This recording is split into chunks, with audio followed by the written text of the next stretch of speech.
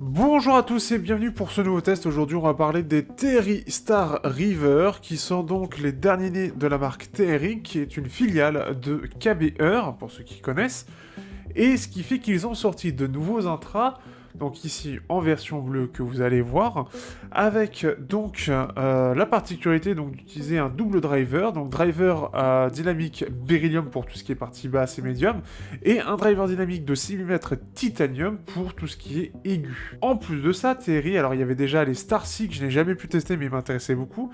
Ici, on a un switch, donc qui va nous permettre de gérer en fait l'impédance entre les deux drivers. Donc on va avoir deux positions, donc en tout on a 4 choix de positionnement, et ce qui fait que c'est ça qui est assez sympathique. Le tout pour moins de 70 euros, ils sont vendus environ 60-65 euros en général, et vous avez le lien dans la description, ce qui fait que je les ai pris parce que je voulais voir ce que ça vaut, et je n'avais aucune idée. Autre chose qui est intéressant dans le packaging, c'est que nous avons alors une petite pochette, enfin un petit truc pour nettoyer, ce qui est sympa, mais surtout des embouts TRI Clarion, qui sont des embouts qui sont très très sympathiques d'ailleurs, et je vous les conseille notamment sur les Sennheiser IE600 ou 900. C'est des embouts haut de gamme qui sont vraiment pas mal, et ici ils sont fournis. Ils sont tellement bien par rapport aux embouts fournis de base que, oubliez les embouts de base, c'est de la merde. Mais vraiment plus, ils sont pas fous. Mais ce qui fait que donc la particularité, c'est surtout ce Switch qui est présent pour moins de 70 euros, ce qui est très rare. Ce qui est assez étonnant, c'est surtout que ce double driver dont je vous parlais, il est aussi disponible sur les TRL MT4 vendus 20 euros. Le test viendra dans quelques temps, je les ai pas encore, mais c'est prévu. Et ce qui fait que, il y a des choses qui ne vont pas.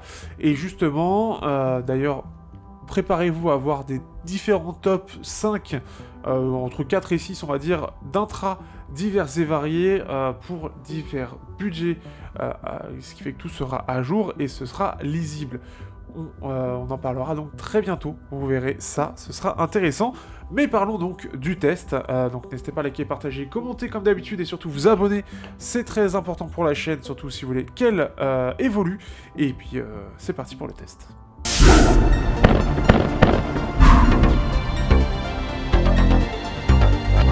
Au niveau du design, on est sur quelque chose qui est vraiment pas mal, je trouve, en termes de rendu, puisqu'on va avoir donc une coque en plastique qui est, c'est un monobloc, en gros, hein, c'est vraiment de la bonne qualité. On a une surface, une faceplate qui est, elle, vert ou bleu, avec cet effet, en fait, donc c'est ce qui fait qu'on a des coques uniques, puisque c'est un dépôt qui est fait, donc vraiment pas mal, et c'est sympathique. Sur le dessus, on va voir la respiration, on va avoir du 2 pins plat, donc au moins la plupart des câbles vont passer.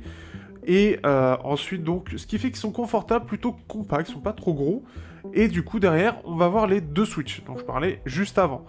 Donc, les deux switches sont présents. On a ON et KE. Alors, je ne sais pas du tout ce que ça veut dire. Ils auraient pu mettre... je sais pas. Mais c'est bizarre, en tout cas, comme choix. Bref. Et ce qui fait que, en gros, vous allez avoir un impact d'un côté sur un driver, notamment au niveau de la basse, et de l'autre sur les aigus. C'est, pour les toucher, c'est ça qui est un petit peu chiant, c'est qu'il faut utiliser un espèce de petit truc de pin, comme vous savez, pour retirer les SIM sur les téléphones. Ici, il est fourni dans la boîte, donc ça, c'est une bonne chose. Bon, après, c'est logique aussi. Et ce qui fait qu'on va pouvoir les bouger, c'est pas trop dur, mais en tout cas, ça peut pas, ou en tout cas très difficilement, se faire avec le doigt. Alors, même avec l'ongle, pour être précis, donc il faut un ongle fin. Au-delà de ça, on va avoir un câble qui est plutôt de bonne qualité, pas trop fin, mais assez souple, qui se range facilement. Donc c'est vraiment bien parce que c'est rare d'avoir quelque chose qui soit aussi facile à ranger du coup, et ce qui fait que c'est quand même pas mal. Aussi, on a des embouts TRI Clarion, qui fait que c'est des très bons embouts. Je les avais justement achetés exprès juste avant pour voir ce que ça donne, et c'est des très bons embouts. Alors normalement c'est pour mettre un petit peu parce que le truc central fait que c'est fait pour faire plus passer les aigus, mais ça, comme ils sont de très bonne qualité, du coup on est mieux isolé, ça fait mieux passer les basses. Et en fait, par rapport aux embouts de basse qui sont fournis, les embouts de basse sont vraiment très mauvais, et en comparaison, on utilisera directement ces embouts là. Donc je vous les conseille directement, ils sont vraiment pas mal, sachant que c'est des embouts qui sont quand même à la base assez chers, puisque c'est 10 euros les 3 paires, donc c'est vraiment cher par rapport à d'autres, mais c'est en général le cas pour les embouts haut de gamme. Ce qui fait qu'on les a à moins de 100 euros, et c'est ça qui est intéressant aussi. Mais du coup, c'est là où ça va impacter le son, et c'est là où ça pique un peu aussi derrière. On va avoir aussi une boîte de rangement, ça je pense que vous l'avez vu. On a de quoi les nettoyer. et donc on a ces embouts. Au-delà de ça, le design est plutôt pas mal, c'est vraiment pas là-dessus où j'aurais des reproches à faire, au contraire je trouve que c'est plutôt bon de ce point de vue là pour le prix, et il n'y a pas grand chose à dire de plus.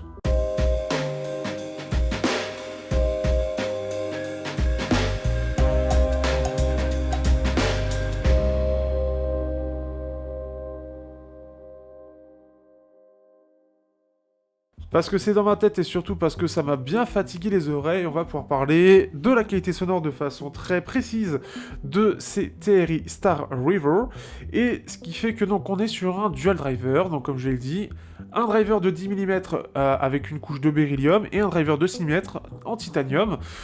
Comme j'ai dit, c'est la même chose que sur les Terran MT4 que je testerai forcément dans quelques temps, donc ça c'est prévu, mais ce qui fait que déjà ça pose un premier problème. On est à 70€ et ça semble utiliser les mêmes drivers que des intras à 20€. Alors, ça c'est une chose qui pique un peu et on en parlera dans la partie comparaison. Je vous laisse avec les courbes qui doivent s'afficher actuellement, mais ce qui fait qu'on a un son un peu particulier. On a un son relativement plat, avec notamment un gros pic de clarté qui est présent, et ça pour vous dire à quel point il est présent, ça pique carrément. Techniquement, c'est pas très fou non plus, on est vraiment pas à la hauteur, et justement je pense qu'on est à peu près à la même performance sonore que des Terran MT4, c'est pas très dynamique, on a une scène qui est pas super large non plus, on a une basse qui, elle, est pas super profonde, même si ça le montre au niveau de la courbe, je trouve qu'elle descend un petit peu vers la fin, c'est pas hyper présent. On a des médiums qui sont relativement intelligibles, on sent qu'il y a un petit creux quand même dans les aigus, ce qui fait que c'est un petit peu chaleureux, légèrement voilé, très légèrement. Et surtout, on a un pic de clarté qui est très présent, très présent, et qui est très fatigant. Là, je le ressens encore, hein, j'ai fait pas mal de tests avec, et vraiment, là, ça a bien réveillé mon acouphène, pour le coup, pour voir un peu ce que ça vaut. C'est pas hyper étendu dans les aigus, et encore une fois, face à la concurrence au même prix, et on en parlera après, voire moins cher, ça tient pas super bien la comparaison. Ce qui fait que on sent que ça manque de dynamique, ça manque de détails, ça manque de clarté je trouve dans les médiums, dans les voix sont plus intelligibles sur d'autres monodrivers, et encore une fois j'en parlais dans la partie comparaison, mais je trouve que c'est correct, mais c'est pas incroyable. Et clairement là on va ressentir que ça manque de détails, que ça manque de technicité, c'est sur du métal où ça ne suit pas du tout. En plus de ça on va avoir des cymbales qui ressortent énormément, et ce qui fait que ça donne un côté un peu brouillon, et en plus de ça très agressif. Même sur certaines musiques dub, et encore une fois vous avez les playlists dans la description, eh bien il y a vraiment des musiques où les cymbales tabassent vraiment la tête et vraiment fatiguent beaucoup l'oreille, ça se ressent beaucoup. Et comme dit, en plus de ça on n'a pas une scène qui est super large, donc techniquement autant ouais à 20€ ok, autant là à 70€, même si on a un beau packaging et tout, ça a du mal à passer. On va faire un peu rapide là-dessus, mais ce qui fait que c'est un peu comme d'autres intras que j'ai testés il y a quelques temps, assez cher, mais ici, comme on n'a vraiment pas le côté technique, on n'a pas ce côté dynamique, on n'a pas cette profondeur de basse, cette ampleur, ça fait assez plat, et ça se ressent vraiment avec certains intras, et ce qui fait que, ouais, est-ce que ça vaut le coup ? Franchement, je trouve que pas trop, en fait, parce que le pic est trop fort, il est trop puissant, et il agresse trop. Pour finir, avant de passer aux comparaisons, on va parler rapidement du Switch. Le Switch, lui, a pas un énorme impact, ça va avoir deux impacts. Soit on va avoir des aigus qui sont en avant, ou même on va dire plus des basses qui sont un peu plus en avant, mais avec un pic qui reste quand même globalement assez présent. Soit, en fait, on va avoir plus ou moins de mal à les driver, en gros. Donc ce qui fait que si on met les deux switches du bas en bas, en fait, on va se retrouver avec quelque chose qui va falloir mettre beaucoup plus de puissance, ce qui fait que c'est un peu plus doux, on a un pic de clarté qui est un peu moins présent, mais il reste très présent, vraiment très présent, trop présent, et globalement ça change pas énormément le son. On avait, avec les SmartBat X1, j'avais vraiment une très grosse différence, on sent que ça coupait un driver. Ici, ça change quelques décibels, mais c'est pas fou, c'est pas suffisant pour se dire, ok, je vais vraiment rester là-dessus. La différence de 2 dB, c'est pas fou, c'est vraiment pas fou. Ce qui fait que c'est pas le gros truc, mais quitte à choisir, autant mettre en mode atmosphérique, c'est-à-dire avec les aigus un peu en retrait, pour pouvoir en profiter un peu plus et moins se fatiguer les oreilles. Mais globalement, je suis quand même pas convaincu.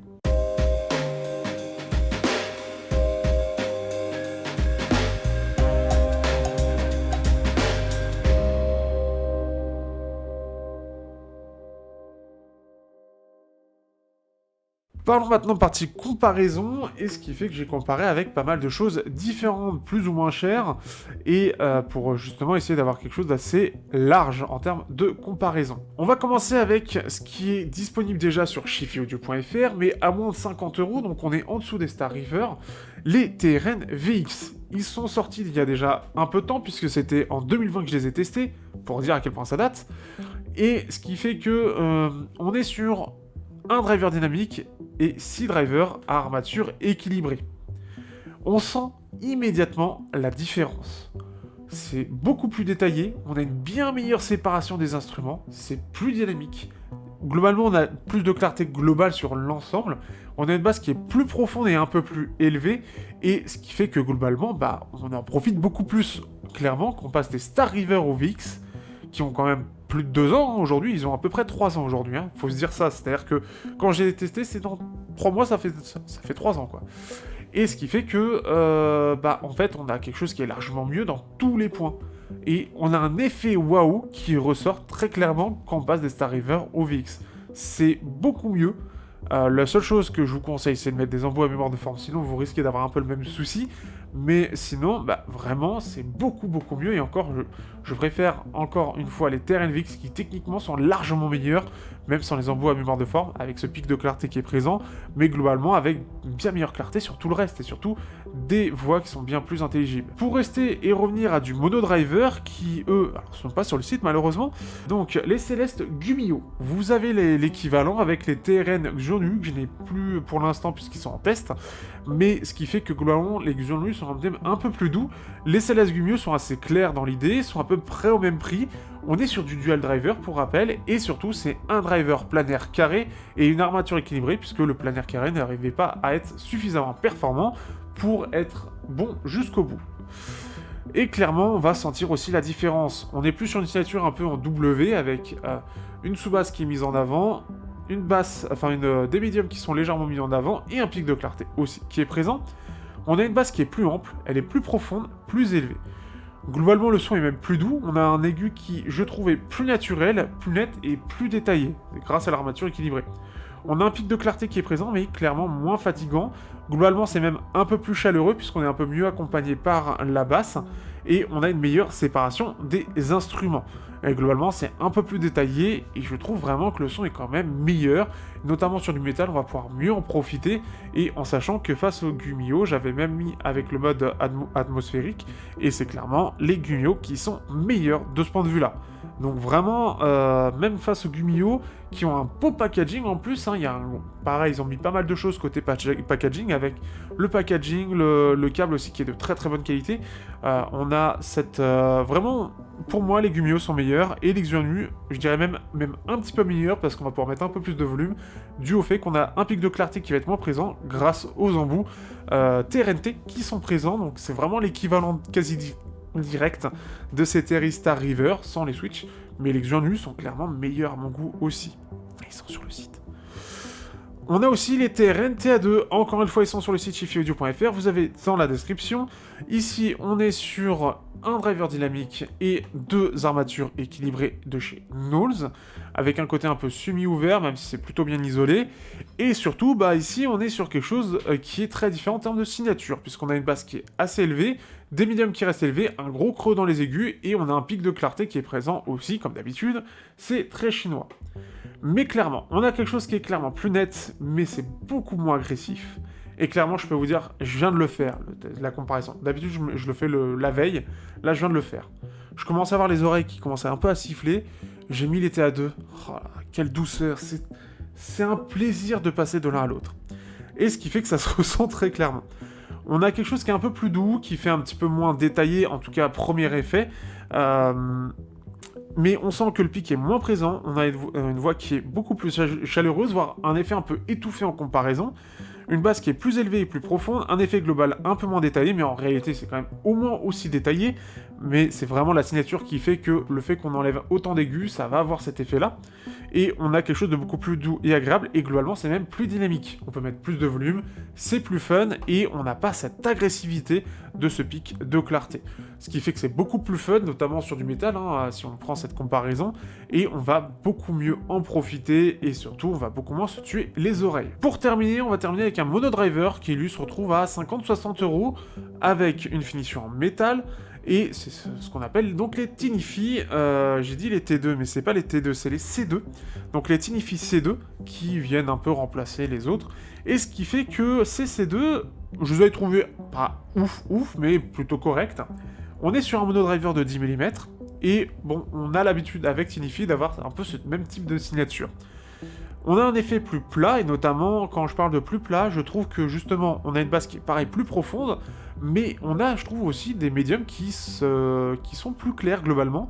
Je trouve que les voix ressortent beaucoup mieux. On a donc comme je l'ai dit, c'est plus neutre. On a une meilleure extension aussi, je trouve, que ce soit dans les aigus ou dans les basses. Je trouve qu'on a globalement une meilleure extension. J'ai vraiment cette impression-là, en tout cas. Des détails à peu près équivalents, peut-être un poil inférieur, mais c'est vraiment pas grand-chose. Et on a le pic de clarté qui est présent, qui est quand même moins présent. En tout cas, il se ressent moins. C'est quand même pas hyper agréable. C'est ce que j'avais déjà dit dans mon test. Mais je trouve que face au Star River, ils se défendent mieux. Et surtout, je les ai testés avec les embouts de base, comme d'habitude, hein, c'est ce que je fais globalement. Et avec les embouts de base, globalement, je préfère quand même les T2. Hein. Même sur des trucs un petit peu chargés, je trouve que les T2 font mieux. Et ce qui fait que ça montre vraiment que les Star River, on sent, et ça va être un peu ma conclusion justement, que face à la concurrence, ça vaut clairement pas le coup. Il y a beaucoup mieux ailleurs, surtout dès qu'on arrive sur du hybride, alors là il se fait dégommer, mais il vaut clairement pas son prix entre guillemets en termes purement techniques, en termes purement sonores. Et c'est vraiment dommage parce qu'il y a un bel ensemble, mais là, niveau sonore, pas la comparaison. Si vous voulez un peu dans le même ciel, c'est clairement les TRN VX qui vont être largement au-dessus et montrer quelque chose de beaucoup mieux. Et surtout moins cher en plus. Hein. Vraiment, là, TRN a pas mal cassé les prix, ce qui fait qu'ils sont vraiment très très abordables et beaucoup mieux que ça. Certes, on n'a pas les Switch, mais on peut en profiter sur tout, et surtout, ils sont pas très polyvalents, ce pic de clarté étant tellement présent que en comparaison, même tous les autres arrivent à faire mieux. Et à être sur plus de styles, plus agréable. Donc bon. Et surtout moins fatigant, donc ça c'est mieux pour les oreilles.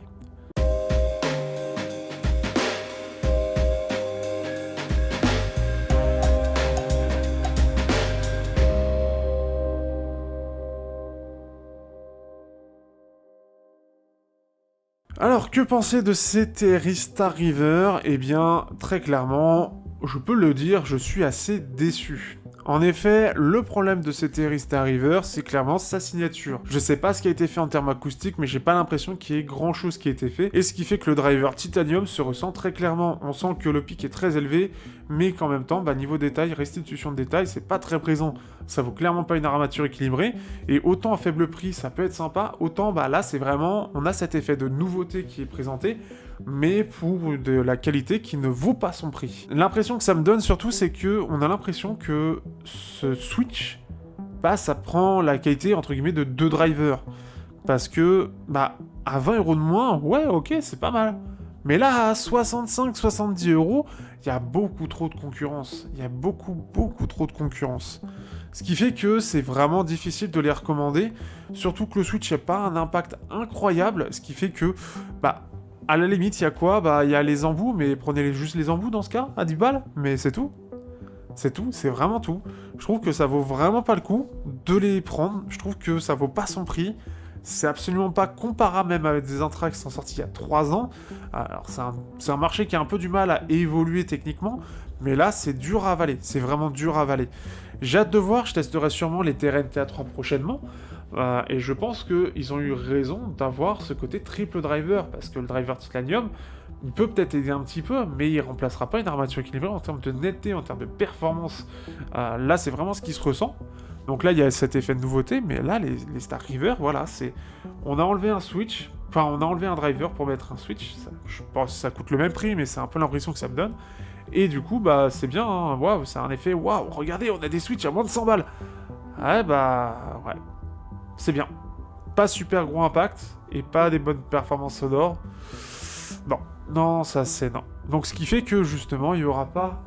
ça sera pas dans mon top, hein, c'est un peu bizarre. Ce qui fait que justement c'est pour ça que c'est un gros bordel ici, vous le voyez sûrement, parce qu'il y a un top qui est prévu. Et vous aurez bientôt aussi les tests des enceintes que vous voyez ici, qui vont remplacer ces petites là. Et on en parlera très très bientôt.